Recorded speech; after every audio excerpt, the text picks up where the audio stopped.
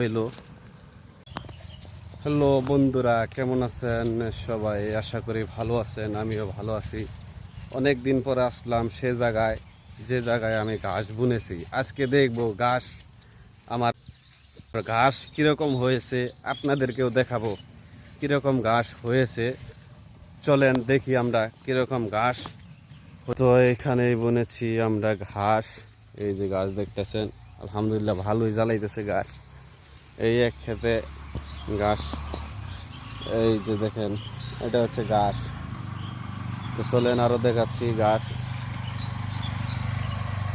এই এক ক্ষেতে মোটামুটি ভালোই হইতেছে।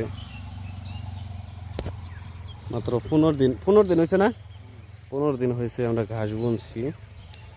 তো নিচের ক্ষেতে দেখি কিরকম হয়েছে। 2 ক্ষেত ঘাস বুনছি, 2 ক্ষেতে।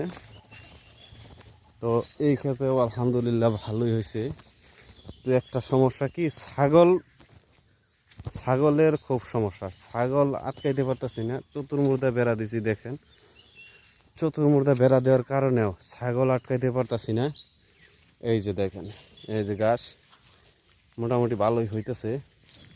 আলহামদুলিল্লাহ হয়ে যাবে আর 15 দিন গেলেই আর কি খাওয়ানোর জো হয়ে যাবে। ওই দিকে আরো বড় বড় হয়েছে।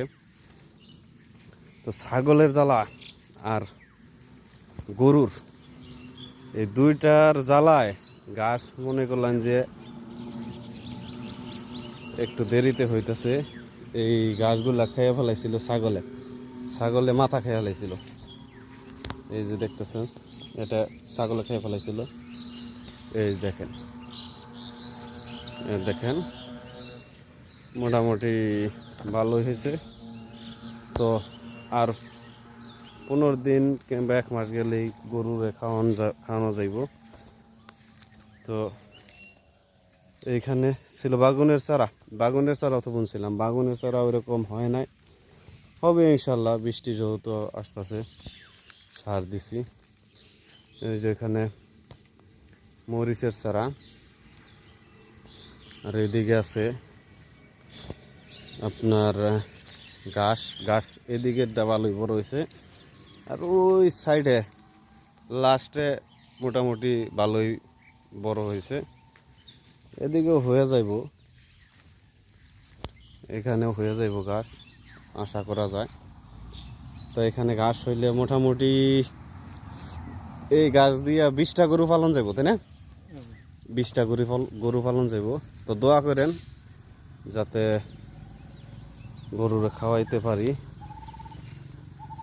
তো এইখানে দেখেন, এই জায়গা কোন জায়গায়, ও এই জায়গায় শিরা ছাগল ঢুকে। দেখেন কত শক্ত করে বেড়া দিছি, তারপর ওই যে জায়গায় শিরা ফেলাইছে, শিরা ছাগল ঢুকছে। দেখছেন নি কারবারটা দেখছেন নি? ছাগলে এমন জৌরে ছাগলে কিচ্ছু মানে না, বেড়া টেরা কিচ্ছু মানে না।